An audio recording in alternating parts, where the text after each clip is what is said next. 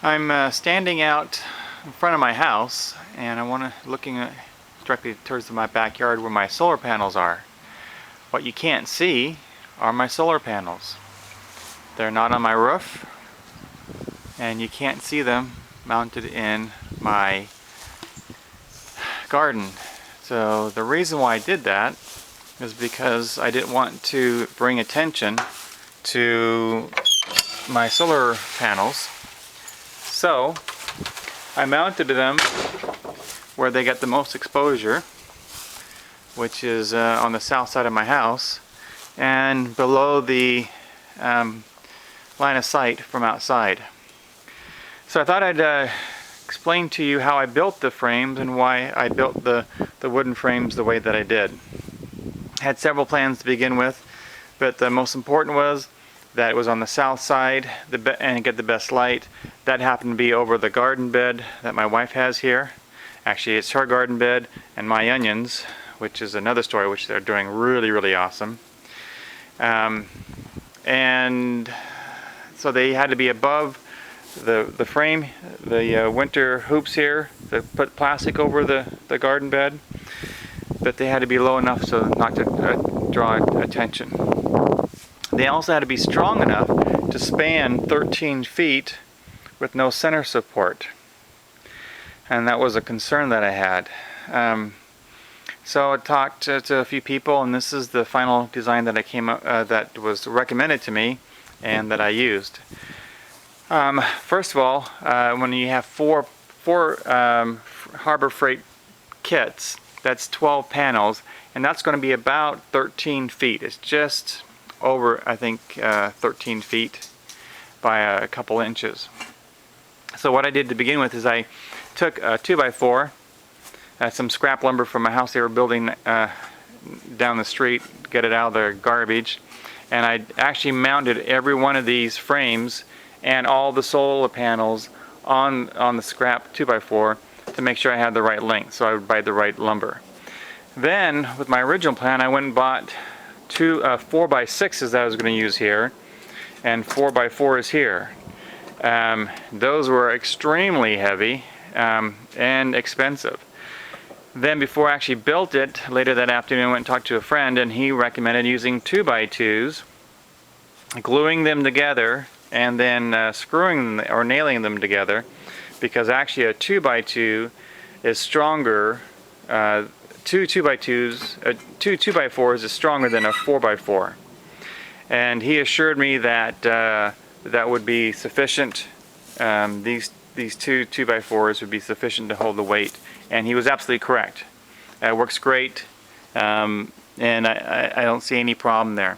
So I just went and bought 8-foot 2x4s and just made them connect. You know, when I used up 8 feet, I just used the other length, and so I've got 2x4s actually screwed together, and I didn't glue them.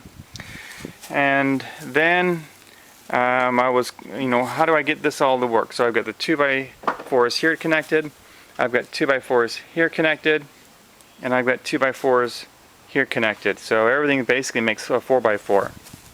So he suggested that I build all this together first and then bring it out here, so I would make sure that my holes where I dug the posts would fit. So that's what I did, and I picked it up, and it was heavy. So my son and I drug this out, actually carried it out, and we were able to mark the ground. I just took some paint I had in the garage and sprayed painted it around down here, and dug the holes out, and then poured in some ready mix concrete that I got at Home Depot. It was like $3, $4 a bag.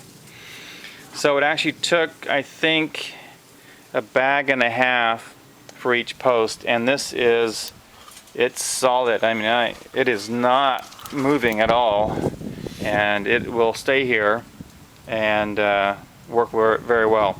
When I dug out the holes, my friend recommended that I kind of bow the bottom of the hole so that the concrete would fill in and kind of create an anchor. So that's what I did. I dug down with the post hole digger, kind of bowed it out, and the bottom, kind of scooped it out and get that dirt out, and then poured the concrete down there. So in order for us to carry it out, I had to add these little supports here and here to stabilize the wood as we moved it, because it wasn't strong enough by itself. Now in the ground I could actually probably take these out and not have a problem. So to solve my particular situational problem, it's below the line of sight. There's no support in the center, and I was able to make this probably for about a third of the cost of using, or maybe even a fourth of the cost of using what I was originally planning on using 4x6s and 4x4s. So hopefully that'll give you an idea.